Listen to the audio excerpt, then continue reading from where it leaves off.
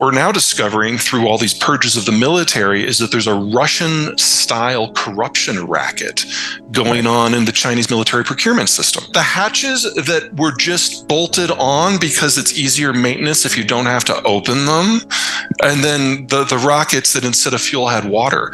We have no idea how deep that goes. We have found out in Russia that it goes pretty deep, but in China it's all news. So if their military capacity really is more on a Russian scale than a Chinese scale, and their demographics have already imploded, this is not a country that is going to be with us for much longer. China's military faces a critical weakness that could jeopardize its national security and international reputation. That's the latest prediction from geopolitical expert and strategist Peter Zyyhan. While China has long presented itself as a rising global power, these scandals, similar to those seen in Russia, raise serious questions about China's military forces' true capabilities and reliability. Reports have highlighted high-profile corruption cases among senior military officials, including bribery and embezzlement, which have raised serious concerns about managing military resources. President Xi Jinping's administration has carried out several purges of military officials suspected of corruption or disloyalty, further shaking confidence in the PLA's internal stability. Criticisms regarding the PLA's readiness and effectiveness have also emerged, pointing to outdated equipment, ineffective training, and logistical challenges. The military's involvement in political power struggles and the influence of politics on military decisions have added to these concerns. Collectively, these issues have led to doubts about the PLA's ability to respond effectively to security threats and maintain China's military standing. In an in-depth analysis, geopolitical expert Peter Zyyhan reveals China's military scandals' potentially severe global ramifications. Make sure to stick to the end of the video, where we will break down Peter's analysis and share our take on the issue. Also guys, only a small percentage of my viewers are subscribed. If you enjoy economics, geopolitics, and history, consider subscribing. It's free, and you can always change your mind.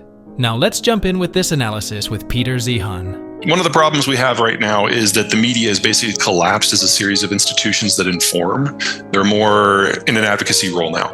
And that is largely because we've adapted poorly to technology. And when I say we, I don't mean Americans. I mean everyone. Every country faces this problem to some degree. It used to be with international news, you would have entire foreign bureaus for every mid-sized news agency on up, from like the Des Moines Register all the way up to AP. Once we got email, a lot of that went away. Once we got faxes and then email, and then ultimately attachments. The staff that you have overseas, they pulled out the stringers, they pulled out the copy editors, and eventually pulled out the editors and just left the reporters.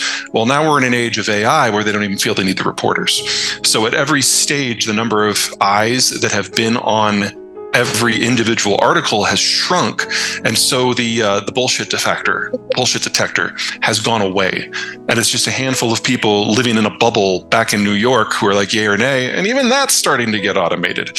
So all of the people who used to give context to stories and prevents an article from saying something that was just wrong or erratic, that's all gone. All the rails are gone, and so now it's up to us to decide what's true or not, and we haven't all been trained in journalism for 20 years. So we're left with this network that is not nearly as good.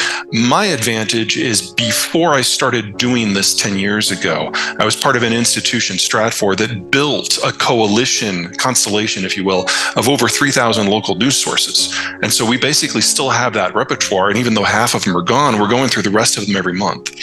And so we're getting firsthand information from people who are writing with context about local issues, which is something that just isn't present in the US media anymore. Well, let me start with the personal and the horrible. I don't care about Gaza. This is a territory that's 1/10 the size of Rhode Island. It produces nothing, it consumes nothing, it transits nothing. The budget is aid that is dispensed by the UN in Israel. It is a non-factor in most international relations. If you're in Israel, very different story, but I'm usually looking at the big picture. So this is going to sound horrible, but I've been a little annoyed at how much bandwidth this has taken from everybody for something that in the end of the day, really doesn't matter very much. We know from intercepts and intel that's come out since that while the Iranians may certainly have nudged this to happen when it did, because they were trying to disrupt some negotiations between Israel and Saudi Arabia on normalization, this was a homegrown plot. With locally trained people picking up on the tactics that ISIS used to use. It should have been detected months ahead of time. In fact, it looks like now there were some very explicit warnings coming from folks in the IDF and Mossad and Shin Bet going back up to a year. The problem on the Israeli side is governance. How can I say this without pissing off half your audience? Whatever. Matt Gaetz on our side has a reputation for being a bit of a blowhard, but not very competent. Basically, that describes half of the Israeli cabinet right now. They're people who got their positions because the religious parties got their rabbis to tell their congregations to vote for these folks. None of them have any real world experience, and they pretend that they own the defense establishment because they beat their chest a lot. But in reality, they've degraded the military and the intelligence services at every turn and ignored all the warnings that weren't politically convenient for them. And because of that, this happened, and that's horrible. And for Israel, there's some soul searching that has to go down here. But first things first, they have to prevent it from ever happening again. And that means the Gaza war and all the ugliness that's coming from that. Actually, I wouldn't even say that, because Iran publicly thinks of Hamas as apostates worthy of execution. You got to remember, the Iranians are Persian and Shia, and the Palestinians are Sunni and Arab. They are not friends. They are allies of convenience at most. And so if Iran had been in charge of things, they still would have had no problem burning them to get the outcome that they have right now. I would say the IRGC and the mullahs hate almost everyone because there's no one out there who's Persian and Shia. So there's a hierarchy. Hezbollah may be Arab, but they're also Shia. So, they are a proxy. They are a tool. Hamas is at best something that they've thrown a few resources at as kind of a long haul bet just to see what happens, and it's paid off. All three of them have something different that they're going for. Of the three, Iran has the longest legs and is going to be with us well throughout this century and into the next. They would love a world in which the Middle East was rearranged to recognize the fact that they are the superior demographic and military force of the Persian Gulf. The problem with that is that all of the Arabs are bit by bit getting in bed with the Jews of Israel into a broad spectrum intelligence and strategic alliance. And if you get Saudi Arabia to join the UAE and Morocco and Egypt and Jordan, who are already in there, then you've pretty much got a lock on the future of the region, and they've got to do everything they can to break that. The problem they're going to come up with is that the United States just doesn't care as much about the oil anymore. And so threatening, say, the Strait of Hormuz doesn't generate the panic in Washington that it used to. So they've got to look for other tools. And in this case, Hamas was a tool to that end. So from their point of view, they've got a bad hand. They're playing it reasonably well. Iran will be with us. China won't. So the new data out of China is their birth rate has dropped by 2017 by more than what happened to the Jews of Europe during the Holocaust. And, clearly there's not a war going on in China. So we're looking at just the Chinese have stopped having kids, period. Yeah. And so we know that national dissolution is not that far off in the future. I would argue no more than a decade. And that assumes nothing else goes wrong. And what we're now discovering through all these purges of the military is that there's a Russian-style corruption racket going on in the Chinese military procurement system. Turning our attention to China, recent data reveals a troubling trend. The country's birth rate has declined significantly, even surpassing the rate of population decline experienced by Jews in Europe during the Holocaust. This drastic decrease in birth rates points to a looming demographic crisis that could threaten China's future stability. Additionally, reports suggest that corruption within the Chinese military procurement system is similar to issues seen in Russia. This corruption undermines the effectiveness of China's military and further compounds the country's challenges. Given the rate at which things are going for China, Peter predicts that China's demographic and economic challenges will become increasingly severe within the next decade. Given the current trends in declining birth rates and economic instability, he suggests that China could face significant crises by the early 2030s. This period will likely be critical for assessing the full impact of these challenges on China's stability and its role in the global economy. Now, Let's get back to Peter Zyyhan as he discusses this further. The hatches that were just bolted on because it's easier maintenance if you don't have to open them, and then the rockets that instead of fuel had water, we have no idea how deep that goes. We have found out in Russia that it goes pretty deep, but in China it's all news.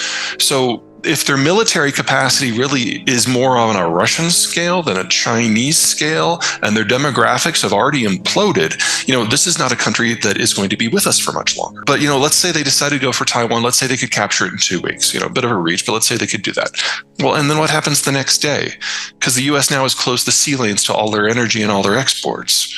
So, you get a deindustrialization collapse and a famine in under a year. That's not a win. They're ridiculous, and they're short, and they're to the point, and, they're done in a season, so it's great. Anyway, it's like disposable Game of Thrones. I don't know who's going to win. The Chinese have always beaten their chests to try to shape the election, and it's always gone the opposite way.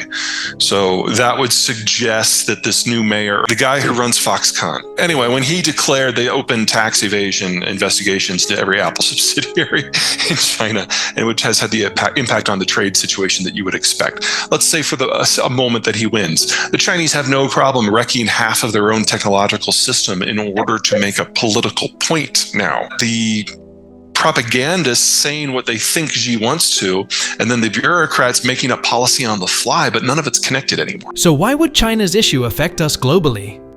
From Peter's discussion, we know that many countries and corporations heavily invest in China through trade, investment, or market dependency. As China's economy falters, these global entities could experience financial losses and instability, impacting global markets and economies. Now, why could that happen because of China's military scandal? If corruption undermines the effectiveness of China's military, it could compromise the country's strategic capabilities, leading other nations to reassess their regional strategies and alliances. Neighboring Asian countries might respond to perceived threats by enhancing their military capabilities or forging new alliances, thereby increasing regional tensions.